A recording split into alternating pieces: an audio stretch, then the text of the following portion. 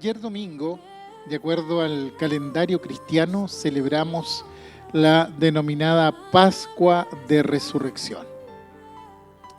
Ustedes saben que el Señor Jesucristo, después que Él resucitó, no ascendió inmediatamente a los cielos. ¿Recuerda cuántos días más se quedó el Señor Jesucristo aquí en este mundo, en esta tierra, después que Él hubo resucitado? Sí, ha contestado muy bien. 40 días más. ¿Y cuántos días después de que el Señor resucitó fue derramado el Espíritu Santo sobre la iglesia? ¿Lo recuerda? Justamente 50 días después que Él resucitó, vino el derramamiento del Espíritu Santo. Y entonces lo que tenemos ahí son 50 días, desde la Pascua al descenso del Espíritu Santo. Y durante ese tiempo también hay una cronología donde se sucedieron varios eventos importantes. Quizá lo más relevante sea que a los 40 días el Señor Jesucristo ascendió a los cielos. Cuando fue tomado en esa nube, ¿verdad? Y los ángeles dijeron que el Señor, así como había sido tomado, habría de regresar otra vez. Y a los 50, al día 50, el descenso o el derramamiento del Espíritu Santo. Pero por supuesto que ocurrieron otras cosas también. Quiere decir que si Pascua de Resurrección, este año 2024, cayó el domingo 31 de marzo en nuestro calendario, Pentecostés o el derramamiento del Espíritu Santo corresponde al domingo 19 de mayo. Claro, porque después de resurrección usted cuenta 7 semanas y ya estamos. Bueno, durante algunos programas me gustaría compartir con ustedes algunos acontecimientos que ocurrieron entre la resurrección de Jesús y el descenso del Espíritu Santo, como para que continuemos inmersos en esta historia y en estos relatos tan maravillosos que nos proporciona la Sagrada Escritura. Les invito a leer en San Mateo, capítulo 28, allí daremos lectura desde el verso 1 en adelante, recordando que todo esto ocurre después que el Señor ya ha resucitado. Dice así la palabra del Señor. Pasado el día de reposo, al amanecer del primer día de la semana, vinieron María Magdalena y la otra María a ver el sepulcro. Y hubo un gran terremoto, porque un ángel del Señor descendiendo del cielo y llegando removió la piedra y se sentó sobre ella. Su aspecto era como un relámpago y su vestido blanco como la nieve. Y de miedo de él los guardas temblaron y se quedaron como muertos.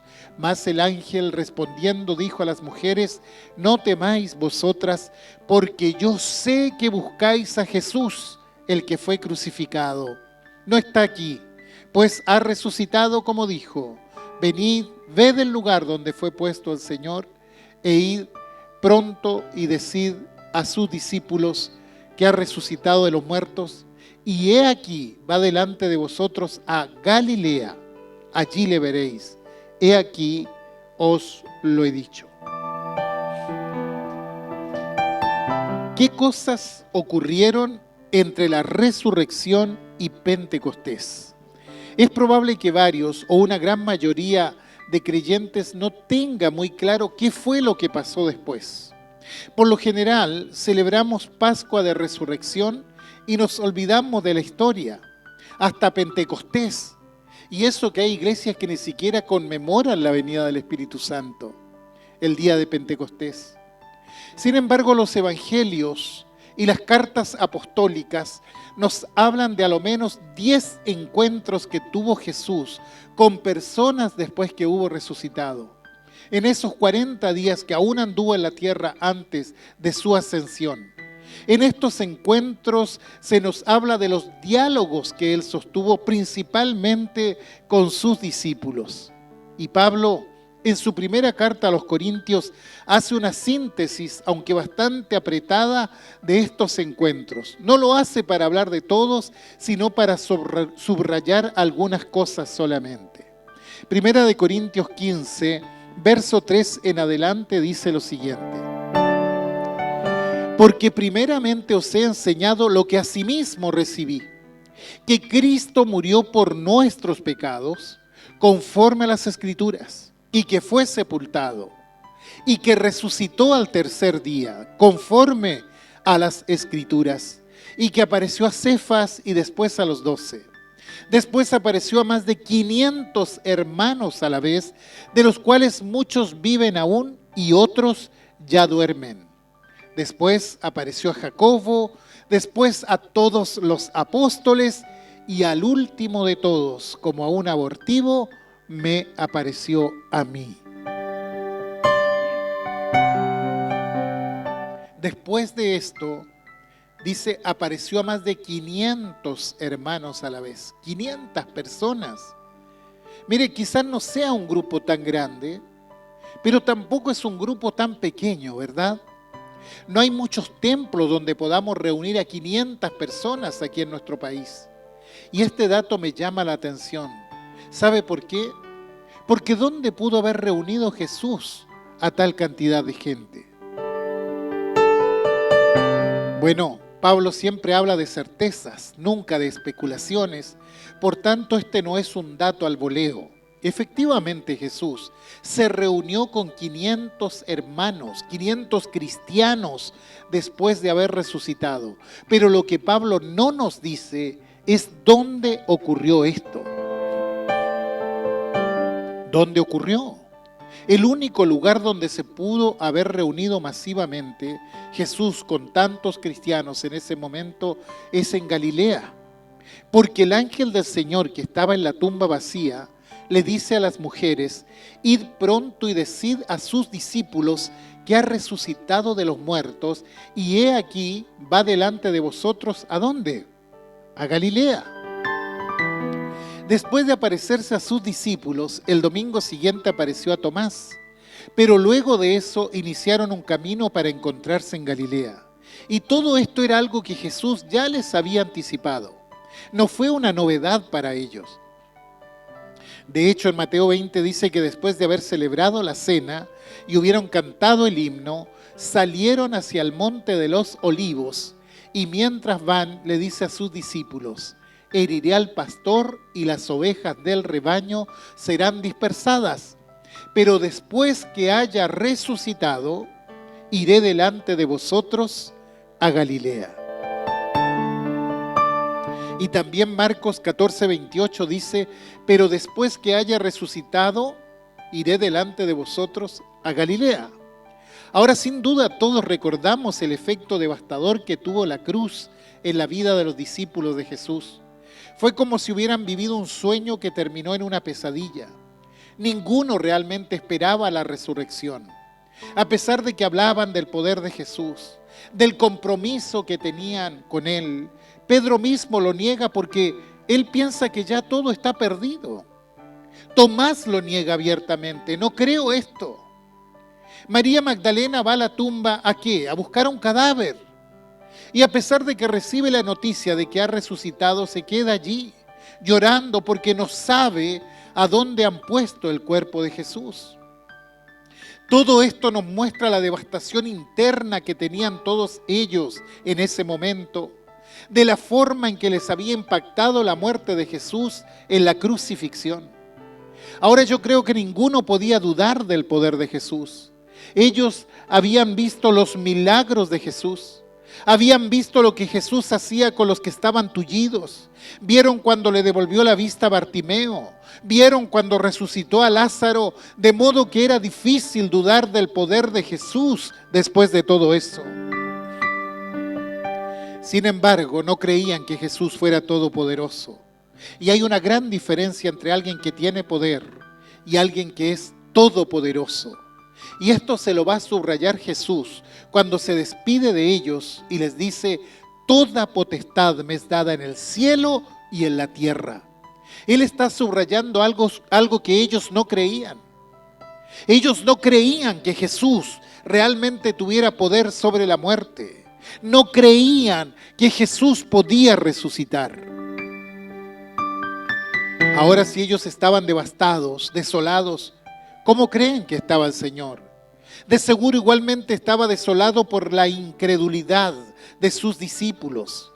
Pero veamos esto desde el punto de vista humano, porque Jesús todo el tiempo que estuvo con ellos les dijo que eso era exactamente lo que sucedería, una y otra vez, y sin embargo ahora están todos dispersos. Sin embargo, el Señor no reacciona como nosotros hubiésemos reaccionado, sobre todo en los casos extremos. En el caso de la mujer sorprendida en adulterio de Juan 8, para los religiosos era un caso terminado. Sin embargo, para Jesús no era un caso terminado. Para los primeros cristianos, el caso de Saulo, el perseguidor de la iglesia, era un caso terminado. No creen que Dios tenga poder para tocar cualquier corazón y cambiar su vida. Ananías al comienzo pone objeciones sobre ir a donde Saulo, porque, Señor, he oído de muchos acerca de este hombre, cuántos males ha hecho a tus santos en Jerusalén. Entonces las mujeres tienen que recibir el primer mensaje, mostrando que el Señor no solamente es poderoso, sino que es todopoderoso. El ángel les dice: no temáis vosotras, porque yo sé que buscáis a Jesús, el que fue crucificado.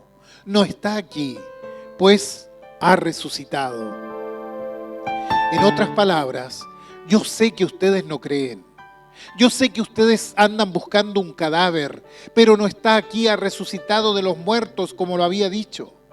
Es decir, Él se los había anticipado, pero ustedes no creyeron. Vengan y vean el lugar donde fue puesto el Señor, y vayan pronto y digan a sus discípulos que ha resucitado de los muertos. Vayan pronto. Es como si les dijera: no pueden demorarse, porque hay gente que está sufriendo por esto. Vayan pronto y díganle a los discípulos que Él ha resucitado de los muertos y que va delante de ellos a Galilea. En ese momento el ángel le repitió todo, pero les pintó un cuadro de lo que ellas en ese momento estaban viviendo en la incredulidad. Él les habló de la realidad del Cristo resucitado. Y fíjense que en este mensaje no hay reproches, porque el mensaje que le manda el Señor es un mensaje de aliento. Les dice: no tengan miedo. El ángel les dio una buena noticia, la mejor noticia que hayan recibido sin duda alguna. Cristo ha resucitado de los muertos y los invitó a ver las pruebas. Pasen y vean, para que se cercioraran por los sentidos que lo que Jesús dijo era verdad. Y entonces les encomendó una tarea: vayan pronto y díganle que Él quiere reunirse con ustedes en Galilea, que va delante de ustedes. ¿Y qué es lo que tenemos aquí? Una convocatoria, una reunión masiva en Galilea. En ese momento ellos estaban en Jerusalén. Ahora, ir de Jerusalén a Galilea significaba desplazarse prácticamente 150 kilómetros hacia el norte. Debían caminar 150 kilómetros. Se dice que los viajeros más entrenados necesitaban 3 días para hacer este camino, 45 kilómetros por día, y la verdad es que 45 kilómetros de camino agota a cualquiera. A esto debemos agregar que ese camino no era una ruta pavimentada, además de las múltiples subidas y bajadas que tenía. No era una cosa pareja. Recordemos que toda esa zona es una zona montañosa, pero el Señor resucitado les dice: vayan allá, juntémonos allá. ¿No les parece extraña esta convocatoria? Porque claro, ¿no habría sido más práctico reunirlos en un lugar más cercano? ¿En Betania, por ejemplo, o algún lugar por allí? ¿Cuántos días de camino iban a necesitar para llegar hasta Galilea? Y Jesús esta vez no los acompañaría, porque recuerden que siempre que hacían este trayecto durante el ministerio de Jesús, ellos iban parando, iban predicando, pero resulta que ahora había una urgencia. No había que detenerse demasiado en el camino.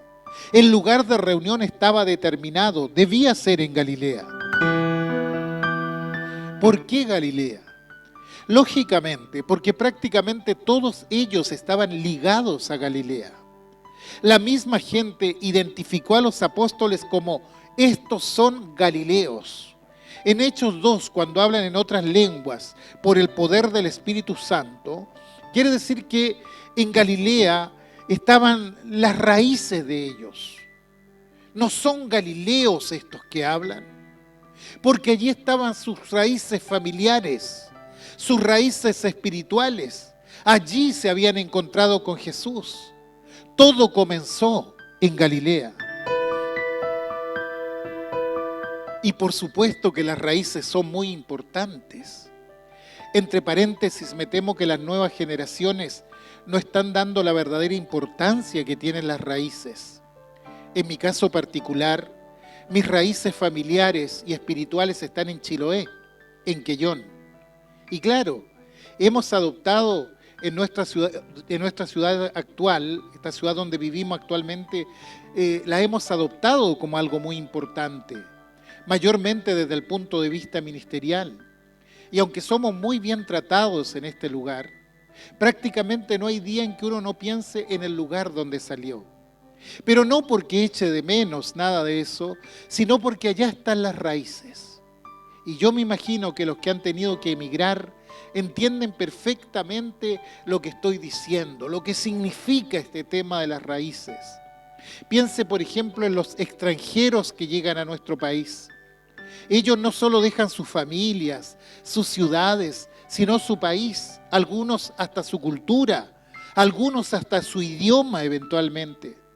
De hecho, muchos de los extranjeros que han llegado a nuestro país, ellos tratan de mantener su cultura, su comida, su música, su acento. ¿Por qué? Porque de una u otra manera eso lo liga a sus raíces. Es muy importante para quienes han tenido que emigrar reencontrarse con sus raíces, con el lugar donde todo empezó. No debemos renegar de nuestras raíces, aunque las circunstancias de la vida nos lleven a echar raíces en otro lado. Es lo que se llama el sentido de pertenencia, de decir yo pertenezco a esto. En el fondo, si ustedes se fijan, las raíces mandan. Entonces lo que Jesús le está diciendo a los discípulos en esencia es: volvamos a las raíces, pero no solo a las raíces familiares, sino mayormente a las raíces espirituales. Y ese lugar donde estaban sus raíces era Galilea. Allí se habían encontrado con Jesús. A orillas del mar de Galilea estaba Betsaida, de donde procedían Pedro, Andrés, Juan, Jacobo. Al otro lado del mar de Galilea, que en realidad no es mar, es un lago, se encontraba Magdala, de donde era María Magdalena. Y Mateo vino a Jesús desde Capernaum, que era otra ciudad que estaba a orillas del mar de Galilea. Es decir, en ese lugar estaban sus raíces. Las familiares, por supuesto, pero también las espirituales, porque allí se habían encontrado con Jesús. ¿Por qué era necesario volver a las raíces? Porque habían fracasado en su seguimiento a Jesús. Por lo tanto, era necesario volver al comienzo, al lugar donde comenzó todo, al primer amor, como le dice el Señor a la iglesia de Éfeso en Apocalipsis. Tengo contra ti que has dejado tu primer amor. Recuerda, por tanto, de dónde has caído. Arrepiéntete y haz las primeras obras. En otras palabras, tienes que volver a tus raíces. Olvidaste, como dirían los enamorados, de esas mariposas que revoloteaban en tu estómago cada vez que lo veías. Olvidaste esa pasión que sentías por el Señor cuando todo comenzó.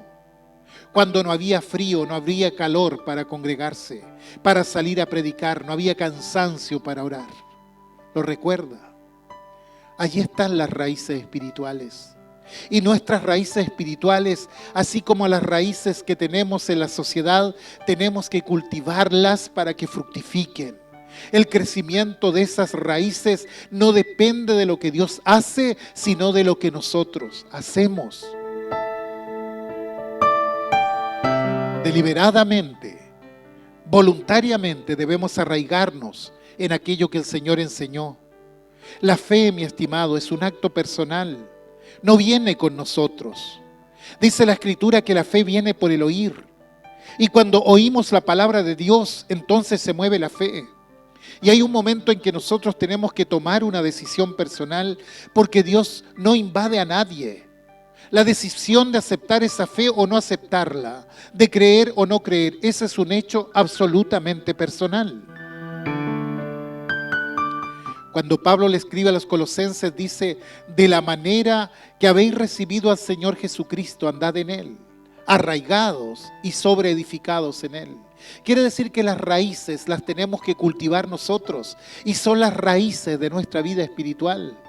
Cuando el Señor habla en la parábola del sembrador acerca de la semilla, después hace la explicación de la parábola.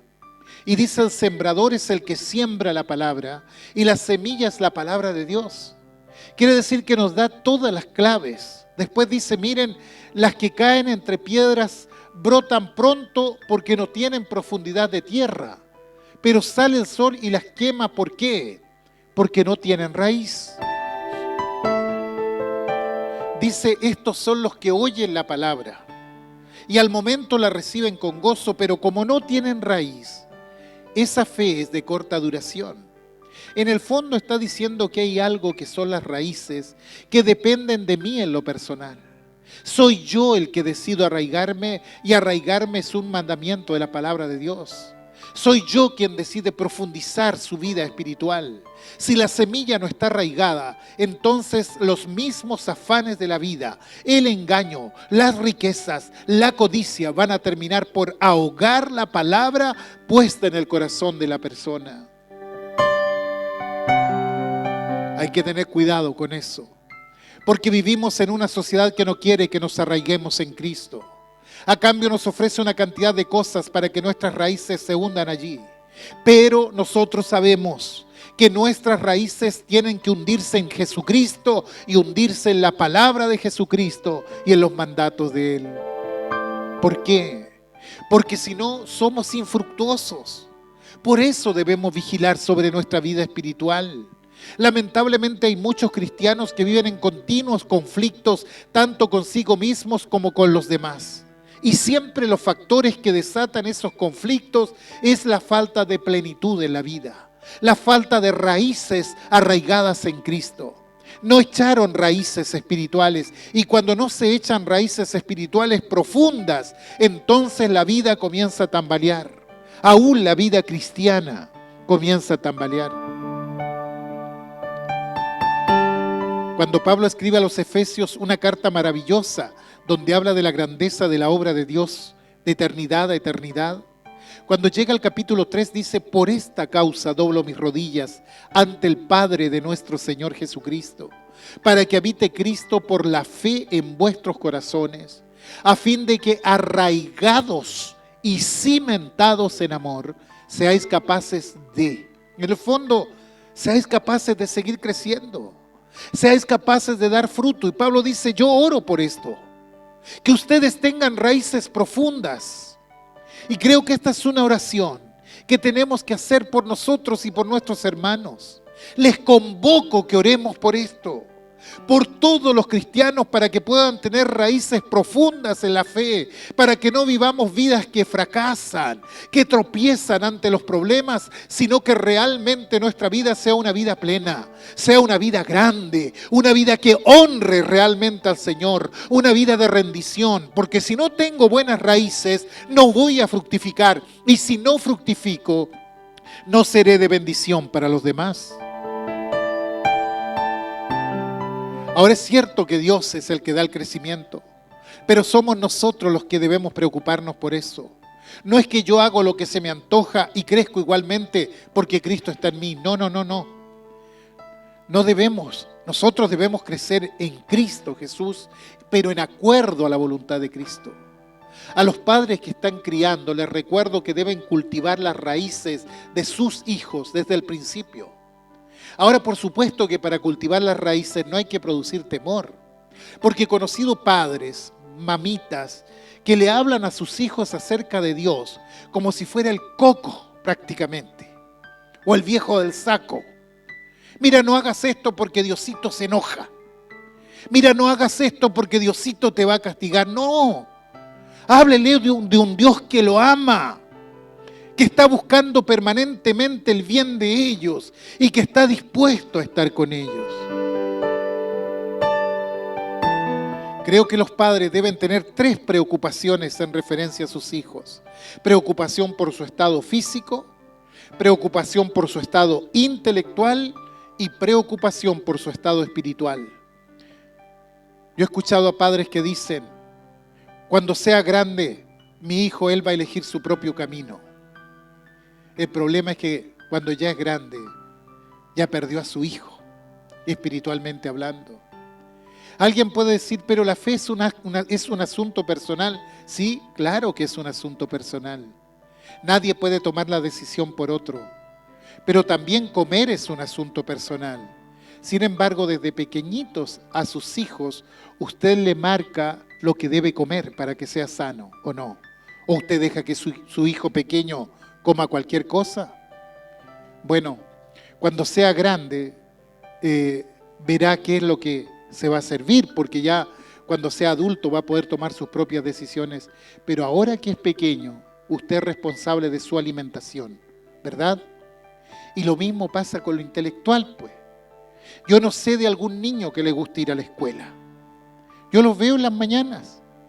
Uno los mira y sabe que van obligados a la escuela, por mirarle la cara solamente. Y si usted le pregunta si ellos van con gusto a la escuela, ellos le van a decir, no me gusta ir. Lo dicen porque los niños son muy sinceros además. Ahora, como mi hijo no quiere ir a la escuela, por eso no lo mando. No, los mandamos igual. ¿Por qué? Porque concebimos nosotros que ellos necesitan aprender, necesitan crecer intelectualmente. Ahora hay cosas que hay que cultivarlas y hay otras que se deben hacer obligatoriamente. Y a los hijos pequeños como padres les obligamos a comer, les obligamos a ir a la escuela, les obligamos a cepillarse los dientes. Pero en lo concerniente a la espiritualidad hay que cultivarla. Ir cultivando en sus corazoncitos, como quien planta una plantita pequeña, endeble, desde pequeñitos, ir cultivando la fe, la confianza en Dios. Y esto es de suma importancia. ¿Por qué? Porque allí va a echar raíces. Esas raíces se van a ir engrosando y van a ir tomando fuerza.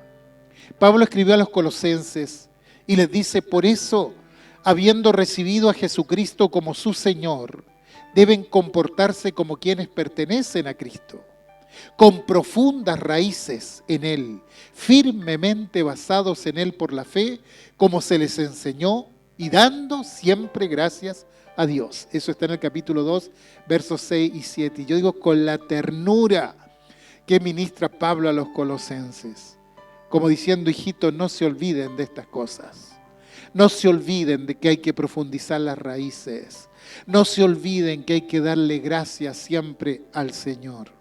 Por cierto que hay raíces que son superficiales, poco profundas.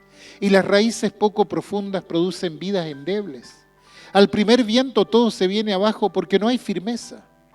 El árbol con raíces es capaz de soportar la tormenta más fuerte. Y así también es el cristiano. Puede soportar aún las pruebas más difíciles si sus raíces están fuertemente puestas en Cristo Jesús, que lo sostiene. Y ciertamente todos tenemos que soportar muchas tormentas en la vida, ¿verdad? Es una realidad ineludible. Eso de que ahora que estoy en Cristo se acabaron mis problemas, cesaron las tormentas, no es verdad. Seguimos soportando pruebas, pero no son suficientes para remover la fe si las raíces están bien puestas en Cristo. Sabremos sobreponernos a la adversidad porque esperamos en el Señor y el Señor es fortaleza el día en que estamos en angustia. El Señor nos da paz y nos da esperanza. Ahora, ¿qué es lo que quiere el Señor de nosotros? Que cuando nos perdamos, cuando fallemos, cuando fracasemos en nuestra vida, como sucedió con los discípulos de antaño, volvamos a Galilea. Volvamos a donde empezó todo. ¿Lo recuerda usted? ¿Recuerda ese primer día cuando usted entendió la palabra y puso su vida en las manos del Señor, hay que volver al comienzo. Hay que volver al primer amor. Si uno ha visto que está faltando sus fuerzas, que está extraviando su camino, es necesario retomar. Es necesario volver al principio. Todo eso figura Galilea. Galilea figura el primer amor. Por eso el Señor los llevó allí para decirles, ¿se acuerdan lo que hacían acá? ¿Se acuerdan ustedes cuando dejaron las redes? Tú estabas ahí, Pedro, en ese barco. ¿Te acuerdas, Leví, por qué fue que dejaste el banco de los tributos públicos? ¿Te acuerdas, Pedro, ese día cuando estabas cabizbajo porque no habías pescado nada y la pesca milagrosa? ¿Te acuerdas cuando te arrodillaste y me dijiste, apártate de mí porque soy pecador? Ellos habían encontrado algo de mayor valor el día que conocieron a Cristo. ¿Pero qué había pasado? Sin duda que ellos se sintieron avergonzados en ese momento. Pero Jesús no estaba allí para avergonzarlos. No estaba allí para sacarle en cara cosas. Los llevó hasta allí para que volvieran a sus raíces. Para que recordaran cómo fue al comienzo y volvieran a empezar. Hoy el Señor espera que cada uno de nosotros seamos como árboles plantados junto a corrientes de aguas que dan fruto en su tiempo, cuya hoja no cae y todo lo que hace es prosperado.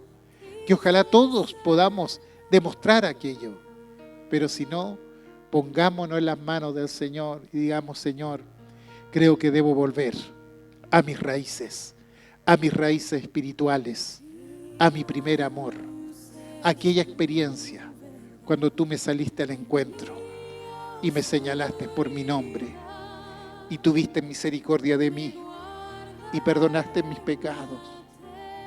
Creo que es tiempo de volver. Gloria al Señor.